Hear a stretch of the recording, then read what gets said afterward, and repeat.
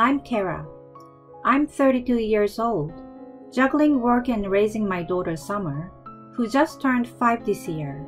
Summer absolutely loves playing with dolls. My husband Walter adores her. On his days off, he takes her out secretly, letting her enjoy ice cream and pudding, which she often tells me about as her little secret.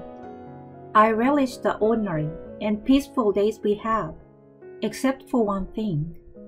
Every year during the long vacations, we end up visiting my in-laws, which becomes quite a headache for me.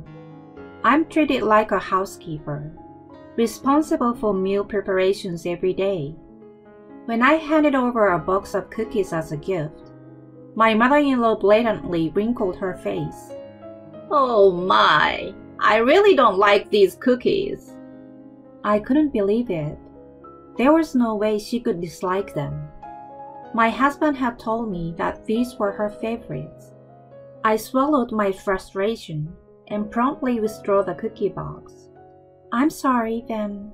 I will take them back." "Oh, never mind. I guess I will accept them."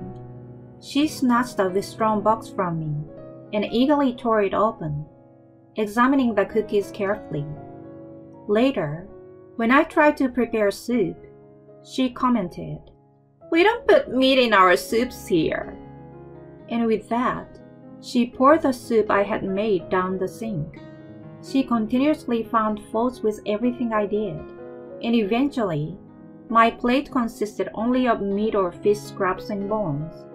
She was like a character out of a soap opera, a classic wicked mother-in-law.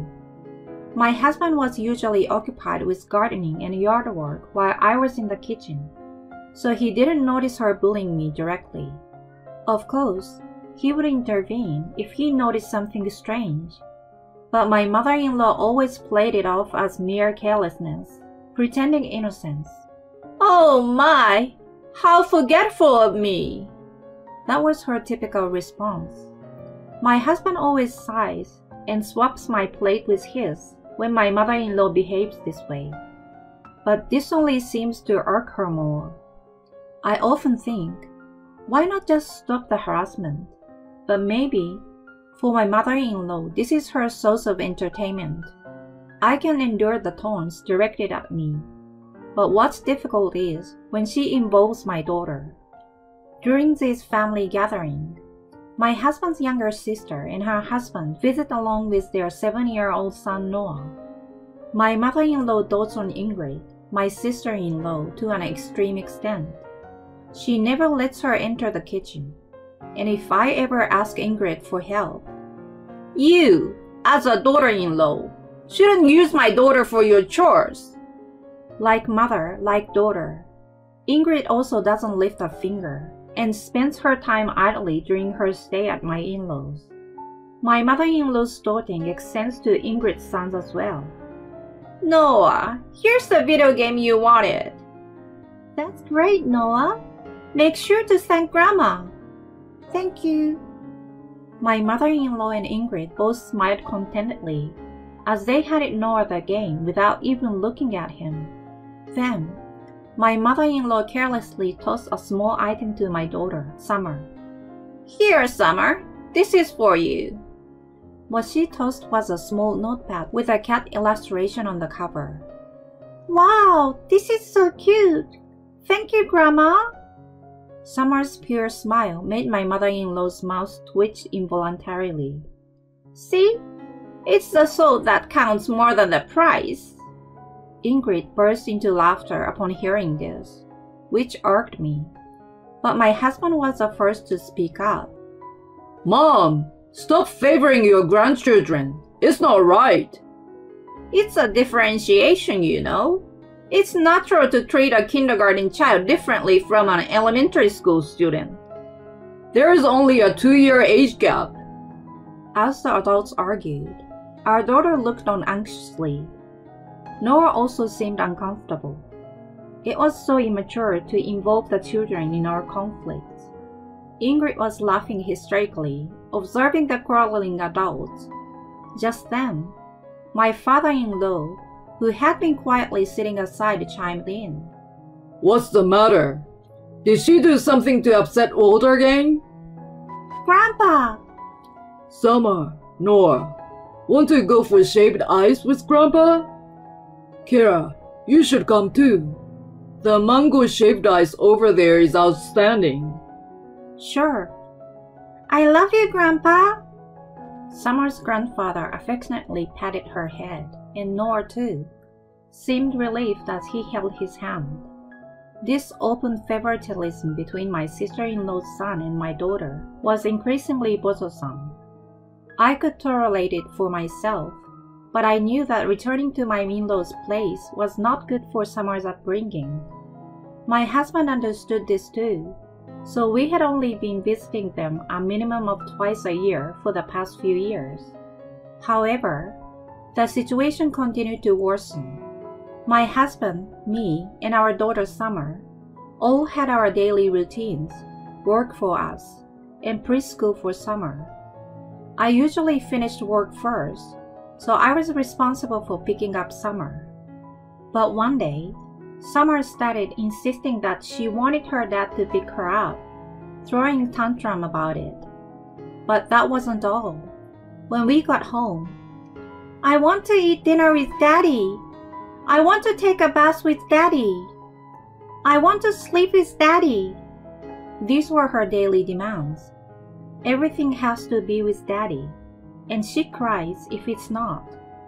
Even though I try to convince her, it's mostly me taking care of her until my husband gets home from work. But there are days when she insists on Daddy so much that she cries uncontrollably until he comes back. I'm already tired from work, and I want her to sleep early for her daycare the next day, so it gets frustrating. At first, my husband was delighted by how much she loved him, but lately, with her constant demands for him, he's been exhausted. Something was off. We both realized this was unusual, so we decided to ask Summer. "Summer, why do you want Daddy so much?"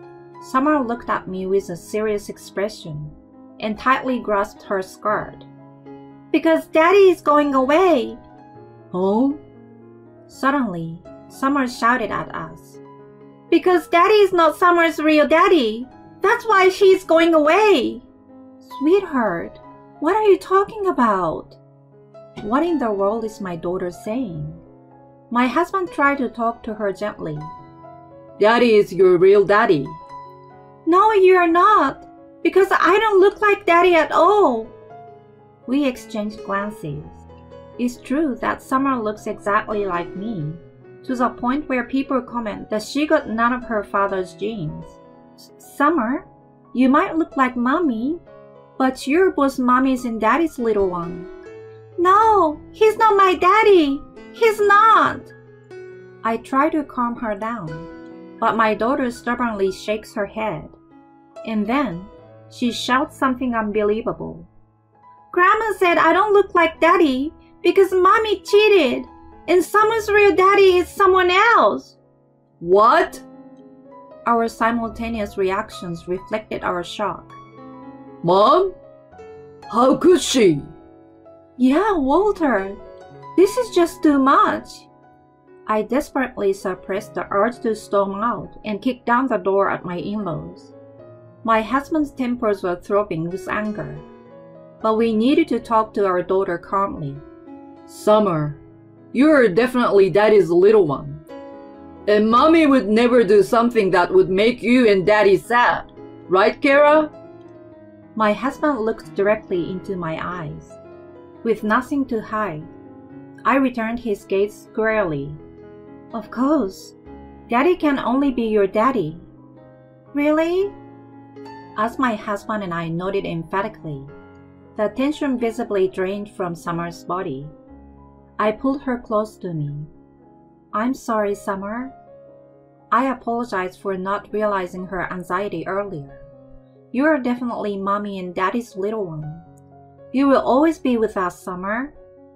My reassurance made Summer's contorted face relax, and she burst into tears, trembling in my arms. That night, My husband and I slept holding her hands. I had been naive. I failed to see through my mother-in-law's foolishness when she could instill such malicious lies in her young granddaughter. "I'm sorry, Summer. Mommy will fight for you." With her left hand, my daughter held on to me while my husband lying beside her glared with anger in his eyes.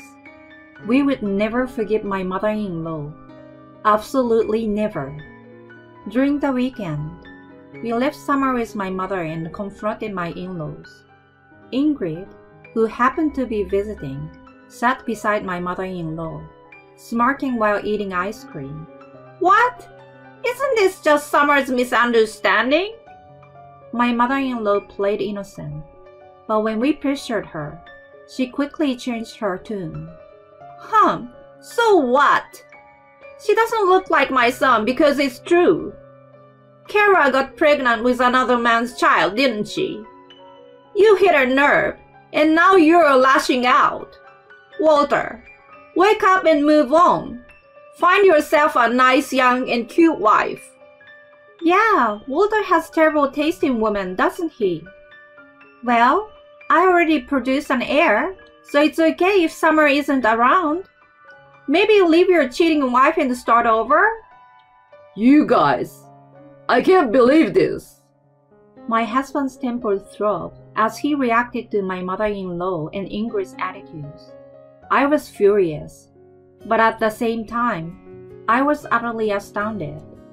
To think that my daughter looked different from her son and was accused of infidelity so abruptly. Could it be? Suddenly, an idea struck me, and I voiced it. Could it be because you had a similar experience? What? My mother-in-law let out a strangled gasp, her face noticeably paling. I never thought it could be true, but did I hit a nerve?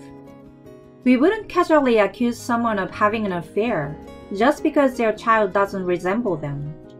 But if you have had a similar experience, it all makes sense now. Mom? No way. My husband looked at my mother-in-law in disbelief.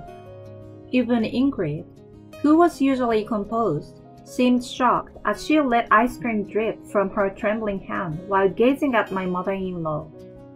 No, it's not like that. If it's not like that, why are you so agitated? Who is my real father? Walter, no! You're your father's son. So, Ingrid is a child from an affair, right? In that moment, my mother-in-law covered her mouth in shock.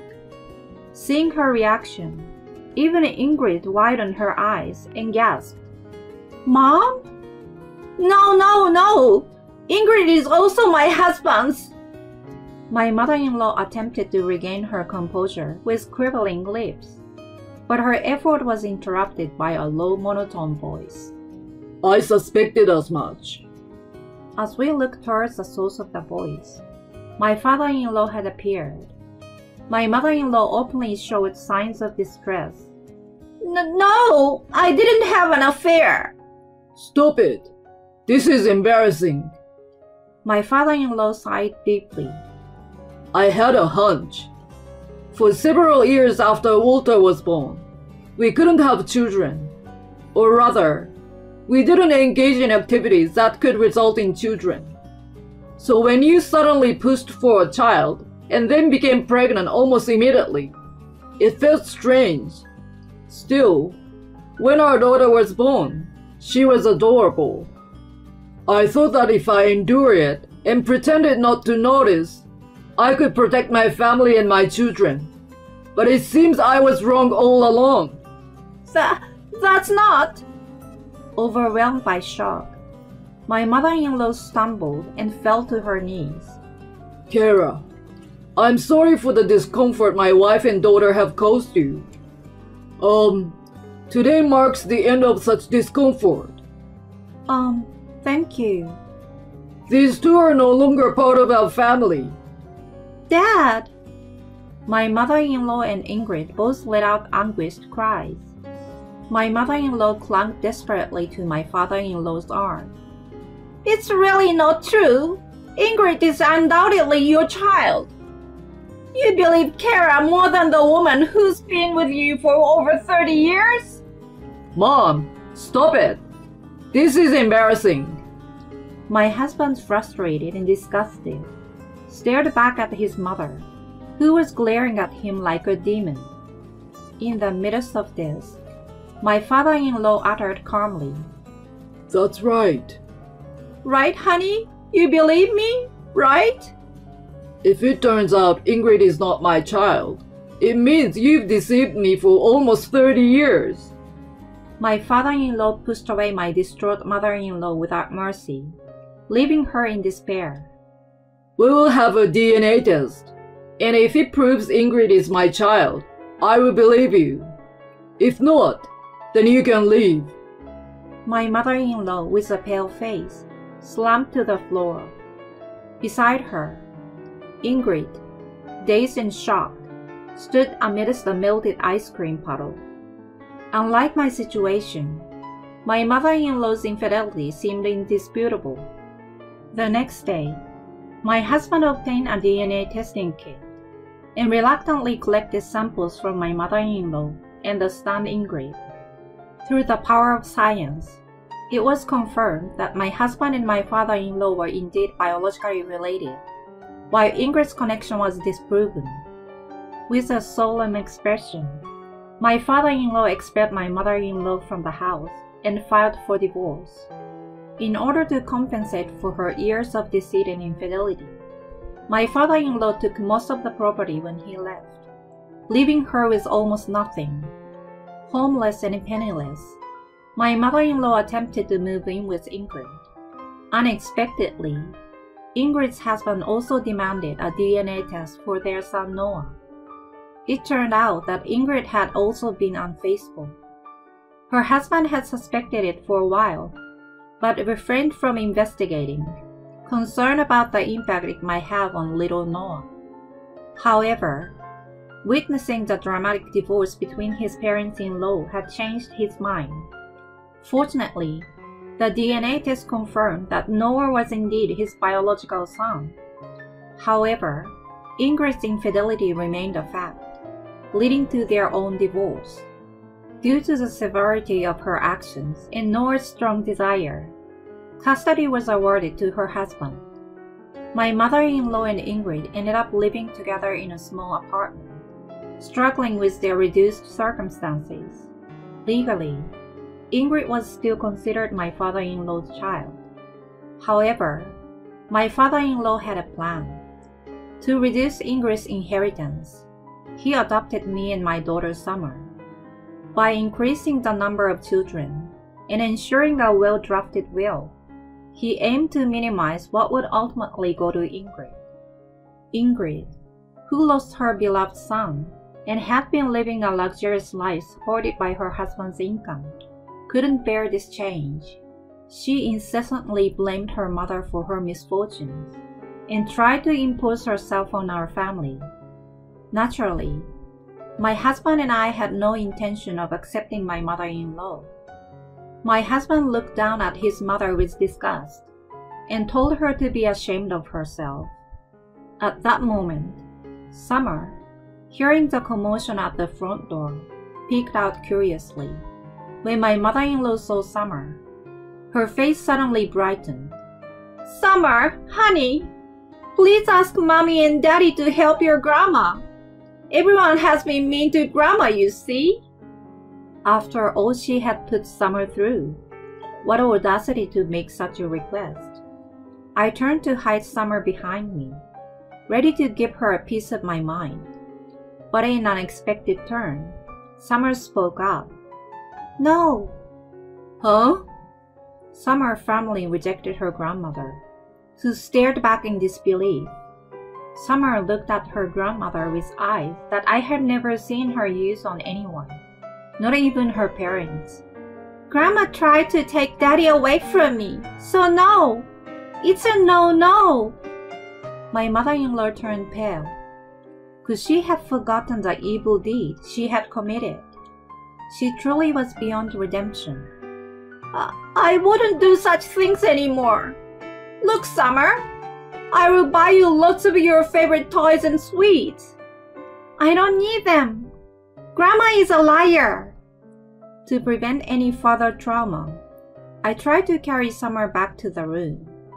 However, my stubborn mother-in-law continued to insist on stopping us.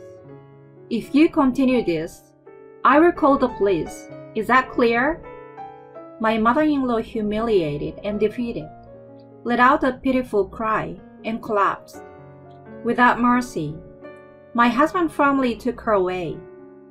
And so, my mother-in-law ended up with a miserable retirement due to her greed. From then on, we often invited my father-in-law to our home. He now seems more lively than he did back when he lived with his ex-wife. With my mother-in-law and Ingrid gone, he enjoys a stress-free environment, and each visit feels like a celebration. Hey Kara, I brought some watermelon. Wow, that looks delish. Thank you.